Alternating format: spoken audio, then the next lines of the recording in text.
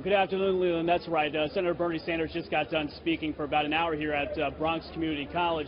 And you're exactly right about what you were saying. Both Hillary Clinton and Bernie Sanders have lauded and have said, look, we talk about the issues. We've had a polite tone for this campaign, which is contrary to what they say their counterparts, the Republican counterparts, have been running, which has not been nearly as civil and polite. But you know what? This is New York, and it is deeply personal for both of them. And the campaign has turned negative over the last week especially. This New York primary on April 19th has 291 delegates in total, 247 are at stake. And for Bernie Sanders, he's a Brooklyn boy. He spent the first 18 years of his life here. And for Clinton, she has her main headquarters based out of Brooklyn. So again, it is very personal for them. Now, Bernie believes he can ride momentum from winning 7 of the last 8 election contests and likely 8 of 9 after Wyoming today. And he thinks that could help him win New York, and that will help chip away at that about 250 delegate lead. So a big prize here in New York. And the week began at first.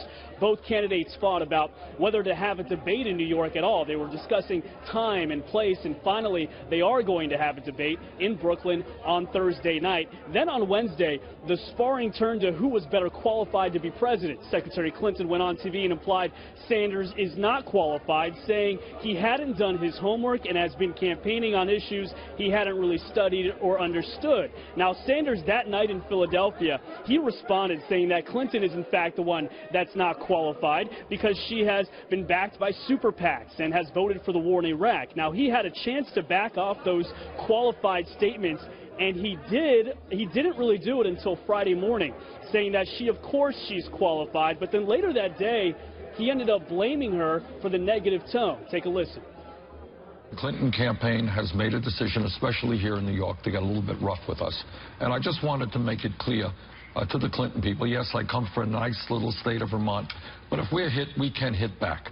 And I'm not going to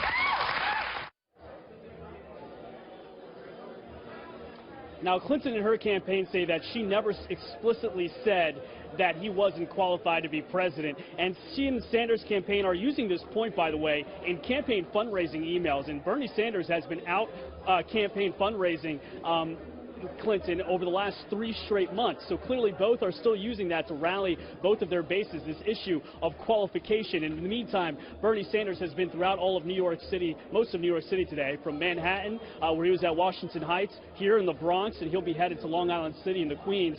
And Hillary Clinton will be speaking tonight around 5:30 in Brooklyn. And while she's dealing with these types of issues, she's also still dealing with that cloud of the email scandal. And she was asked about it yesterday, about whether or not about the issue, as she waits for her potential meeting with FBI investigators.